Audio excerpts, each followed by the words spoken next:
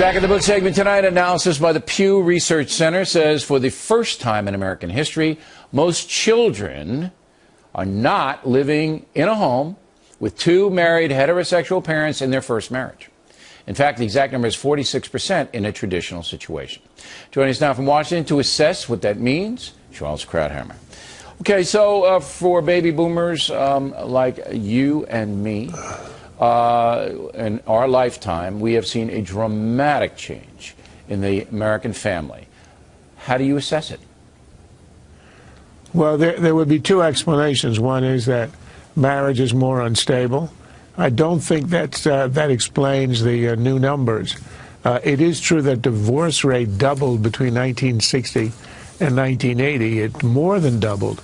But in the last 30 or so years, it has now settled back to somewhere between those two numbers. So the divorce rate after exploding has actually declined. So that can't be the explanation.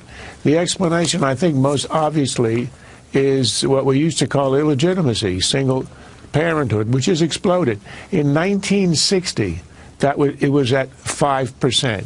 It is now at 41%. Wow. That is unprecedented in sort of modern history.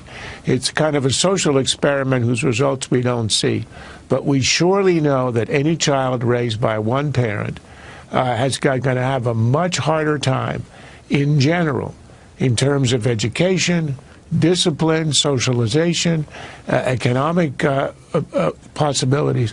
All of those are diminished, and it is an epidemic that is at the root of many of the social pathologies, particularly in the African American community, with the 71% out of wedlock birth rate now. And you can stem back poverty. Every stat says, if you are a single mom and you have 2 or 3 kids, you're going to be poor. The next question it's got a lot of effect also on the white working class, which has suffered an enormous increase in that as well. Why? Why is this happening? Why do people having babies when birth control is very, very accessible? Abortion, I don't believe in it, but obviously it's accessible. Why is that happening? The major factor, I think, is the lack of stigma attached to it.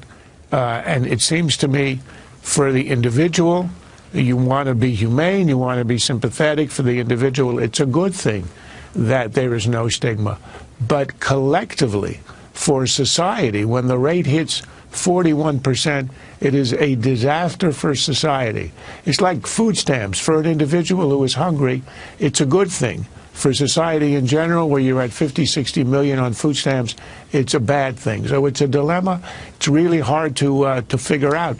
Should we have stigma or not? But certainly, the removal of the stigma, the normalization of illegitimacy has been a catastrophe for society. And we're going to suffer the consequences. We are. We are now.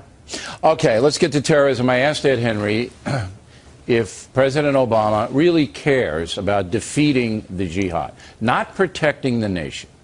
I believe he wants to protect the nation. But defeating the jihad, taking the aggressive action that would be necessary to do that, I don't think he's got his heart's in it. You say? I think that for him, it's not the reason he came to the presidency. In the same way that on domestic affairs, he talks about reforming entitlements and all that, but he hasn't lifted a finger for that, because what he cares on domestic affairs is about equality, it's about climate change, it's about all these other things. And when it comes to entitlements, he'll say the words, but he doesn't really care. In foreign policy, he cares about essentially appeasing our enemies, or as he would say, making overtures to our enemies, the Russians, the Iranians, with the nuclear program. He sees his mission as the one who makes America sort of popular again in the world. He doesn't see as his mission to be the president who defeated Islamic terrorism. He knows he has to do it.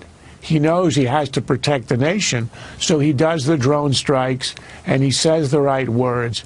But if you look at what he's said overall, the non-appearance in Paris, the way he's downplayed the Paris attacks, the way they write off all the lone wolf attacks, the workplace violence and talking about Fort Hood, the abolition of the terminology, the war on terror, That's not why he became president, and that's not what he cares about. So he does the minimum. He does the silent stuff. He does the stuff that you don't see, the drone attacks. And as you said a little earlier, he will now pass it off to his successor. Yes, he will. That's for sure. All right, Charles, we appreciate it.